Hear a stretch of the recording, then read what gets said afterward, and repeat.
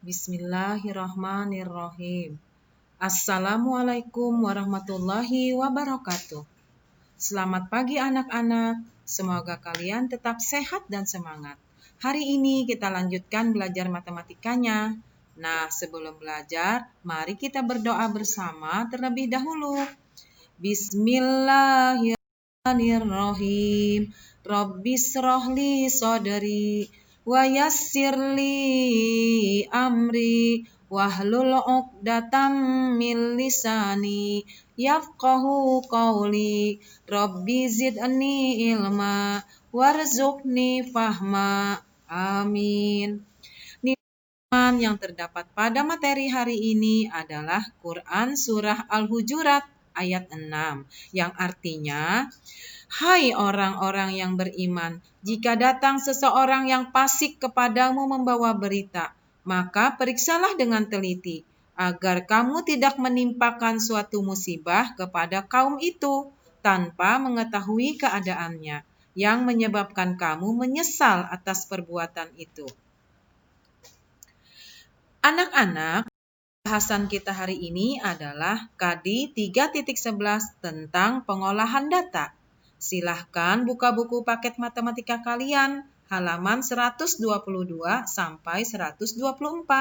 Baca dan pelajari. Sekarang, Ibu bacakan tujuan pembelajaran kita hari ini adalah, setelah menonton video pembelajaran nanti, Ibu harapkan 1. Kalian dapat mengidentifikasi data yang disajikan secara acak. Yang kedua, kalian dapat menyajikan data yang masih acak ke dalam bentuk tabel.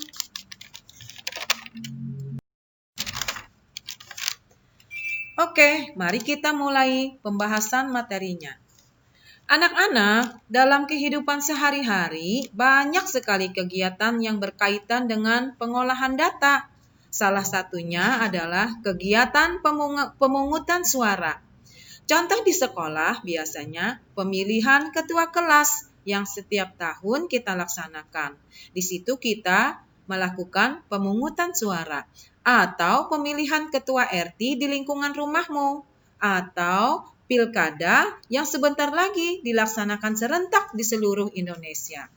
Nah, itu adalah contoh-contoh dari pengolahan data. Anak-anak, dari kegiatan pemungutan suara tadi akan diperoleh data dan informasi penting yang berkaitan dengan kegiatan tersebut. Nah, informasi tersebut dapat dibuat melalui proses pengolahan data. Proses pengolahan data itu meliputi 1. Berupa pengumpulan data, yang kedua, penyajian data. Anak-anak, kegiatan pengumpulan data itu dapat diperoleh secara langsung dan secara tidak langsung.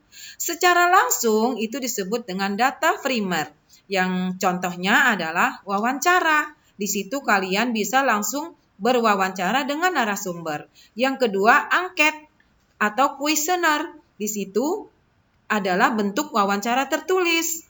Atau yang ketiga adalah observasi atau pengamatan.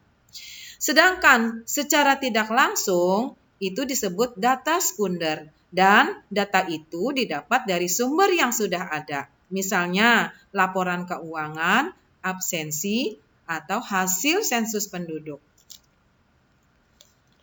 Yang kedua tadi adalah penyajian data. Penyajian data di sini ada 2. 1. Penyajian data dalam bentuk tabel. Dan yang kedua, penyajian data dalam bentuk diagram batang atau diagram lingkaran. Oke, anak-anak, bahas sekarang yang pertama atau yang nomor 1 tadi adalah penyajian data dalam bentuk tabel.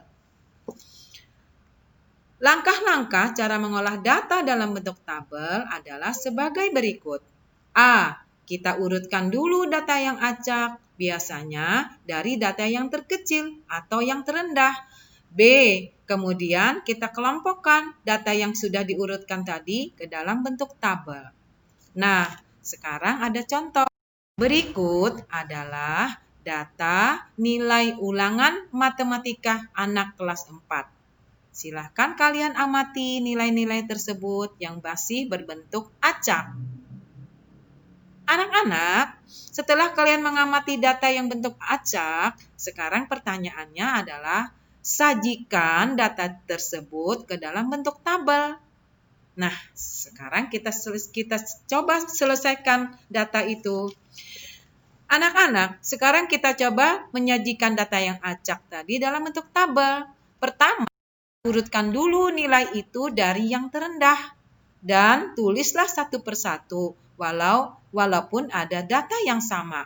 Sekarang perhatikan data itu kita urutkan dari yang terkecil, ya.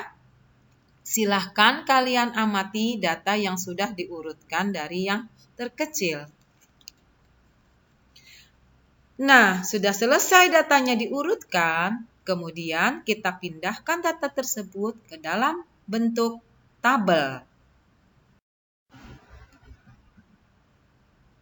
Perhatikan anak-anak, ini adalah tabel nilai matematika anak kelas 4.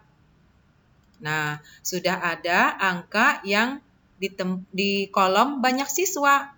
Nilai 50 ada 2 siswa, nilai 60 ada 3 siswa, nilai 70 ada 4 siswa, nilai 80 ada 6 siswa, nilai 90 ada 3 siswa, dan nilai 100 ada 2 siswa. Jumlahnya, banyak siswanya menjadi 20. Jadi sesuai dengan data acak yang pertama tadi. Ingat ya, jumlah data yang disajikan secara acak tadi harus sama dengan jumlah data yang disajikan dalam bentuk tabel. Jangan sampai jumlah data acak itu berbeda dengan jumlah data yang di tabel. Nah, anak-anak, kalau data tersebut sudah disajikan dalam bentuk tabel atau dalam bentuk diagram, itu dapat memudahkan kita nanti dalam membaca maupun menafsirkan data tersebut. Anak-anak, mari sekarang kita simpulkan pembelajaran kita hari ini. 1.